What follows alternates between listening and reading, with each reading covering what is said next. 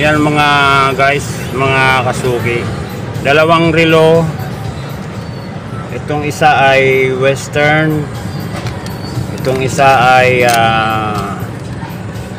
ano to, diesel.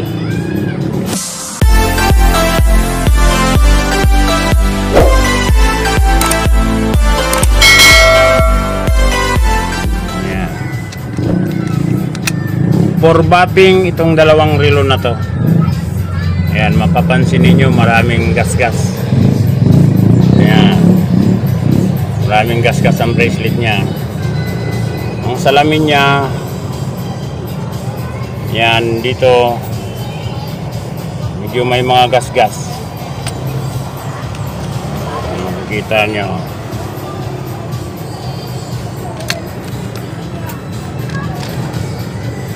Yan. For bapping.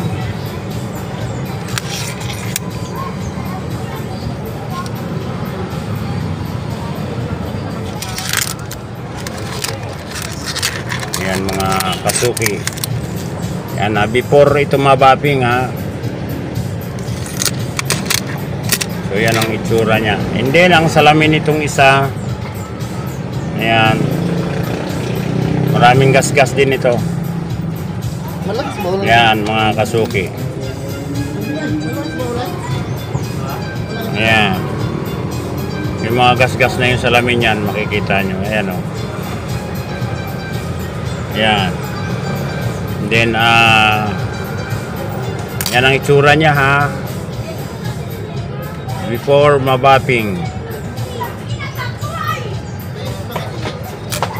Ayan, ito gasgas. Ayan. Titingnan natin anong kaibahan na ito na ganitong itsura nang hindi pa siya nababapping at saka yung nabapping na. Yan, dalawang relo na ng ating kasuki subscriber.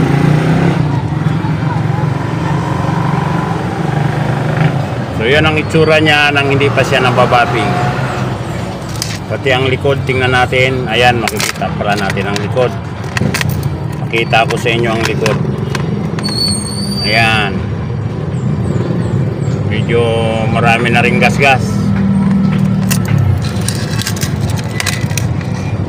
Ayan.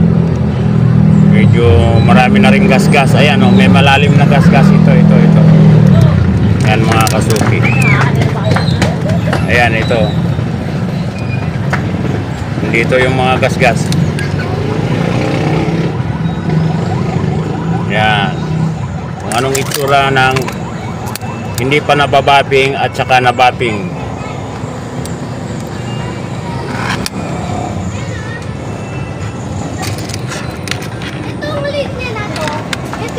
Yan kitang-kita ninyo.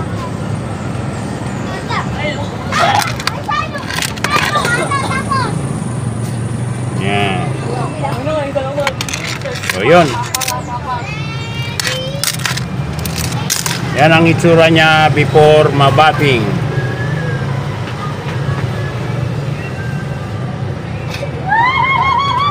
Ayan mga guys, mga kasuki. Punta ako ng Quiapo ngayon. Yan ang mga bibilhin ko. Yan mga yan. Strap, lock. Salamin, bapping. Tapos mga battery. Yan mga guys. Sama ko ang aking body. Yan. Bound for Quiapo tayo today. Yan mga guys. Mga kasuki, dito na ako ngayon sa Quiapo. Dito sa F-Torres. Yan. Sama ko yung aking body. Ngayon tayo. From Batasan to Quiapo, dito F-Torres sa bilihan is 18 kilometers. Yan mga kasuki. Ngayon pupunta tayo doon sa kasuki natin si Edmar. Magpapabapping muna tayo. Yan. Tapos doon yung pagpasok doon Yan yung Republic Building. Yan naman tayo bibili ng mga pyesa, mga kinakailangan natin. So yan, ito na yung mga ipapagawa natin. Dala-dala ko na lahat. Yan mga kasuki. So, go na tayo, go. Yan guys, nandito na ako sa yan si Edmar. Yan, veteranong manggagahasa. Naghahasa dito sa F. Torres. Yan mga guys. Madam, kumusta? Shout out Madam Terry. Ayan, dito tayo. Dito yung kanyang pasilyo. Kanyang... Ayan ay, meron ka palang doggy dyan may doggy siya dog lover. May doggy rin ako. Ayan. Ayan ang mga guys. Ihahasa niya na. Yung binidyo natin yun before na ibapping siya. Ngayon, ito na yung ibabapping na. Kung naalala nyo mga kasuki, nagpabapping ako ng relo ng classmate ko. Dito yon. Siya yung salarin nun. Siya yung gumawa. Ayan.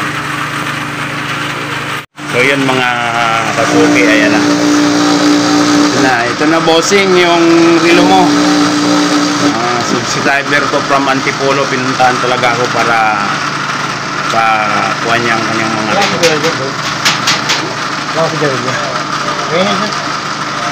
Ayan. Ang ginagawa niya mga kasuki, bapping lang talaga. Kumbaga sa relo, kanya-kanyang kaming mga kuhan. Iba yung nagdadial, iba yung nagbabapping, iba yung naglalagay ng salamin. Ako naman is nagre-repair lang. Iba yung ng babae. Ayan, iba yung ng babae. Dahil ganun So dito lang yan sa sa F. Torres. Yan. Yung pasilyo na ito sa F. Torres. Kitang-kita ninyo. Ayan. Andito rin yung natin na si Veteranong Mar. Ayan Shout out Kaway-kaway tayo dyan. Ayan Sinasabi ko, tingnan mo. Talaga naman siguro mas nauna pa tong manggagawa kaysa sa akin.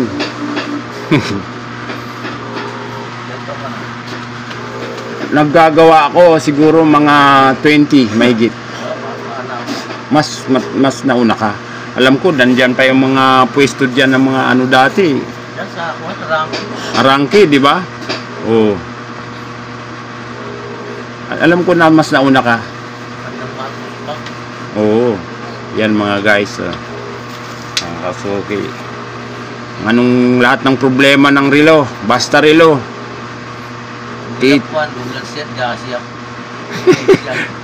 Wag lang G-Shock.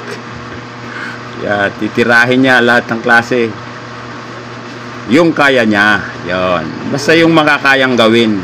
Hindi naman na porque lahat ng di ba? Wag pipilitin ng hindi kaya. Yung makakayang gawin lang. Yan siya. So yun, diyan ka muna Kuya Mar. Balik mo na ako dito sa pinapabapping ko. Ayan. Ayan, kasalukuyan ng relo hinahasa.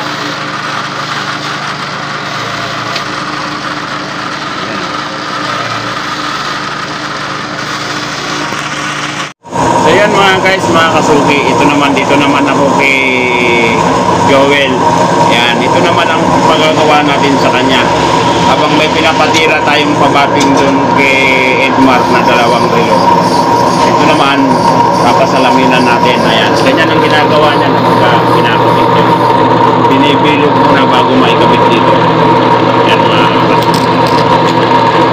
Tapos ito yung salamin niya mga kasuki. Meron siyang square na para sa kalendar para makita. So ito ang bibila natin ito bago pagka naikabit na yung salamin. Yan mga guys. Patingin. Bumili ka na lang kay France. Yan. Yung nakalagay sa karton. Patingin. Kapal nga eh. Kapal ano, merong mas manipis na yan ano. Yan mga guys. Salamin din. France. Okay, Fran. Okay na rin siguro to. Ay, dikitan mo. Dikitan ko. Oo, sige. Ayan, ginagawa niya. Pag-receive mo na lang. So yun, okay na daw yun. Yung salamin lang yan. Okay naman siguro. Hindi na ano.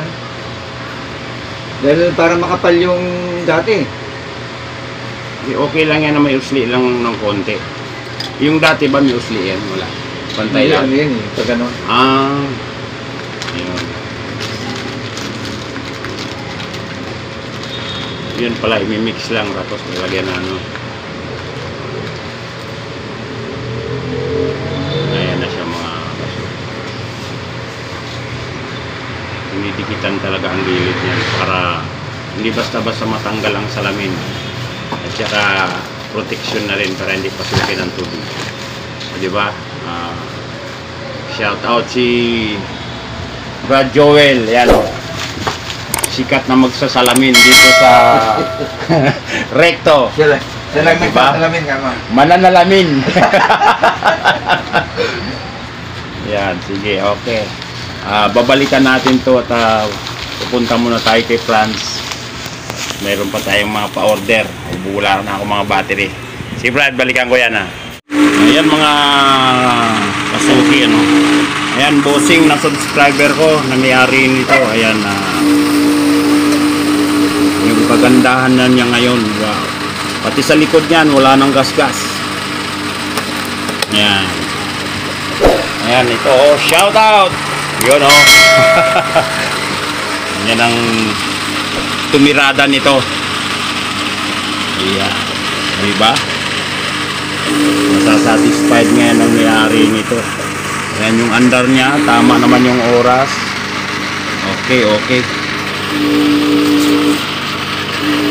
Ayos.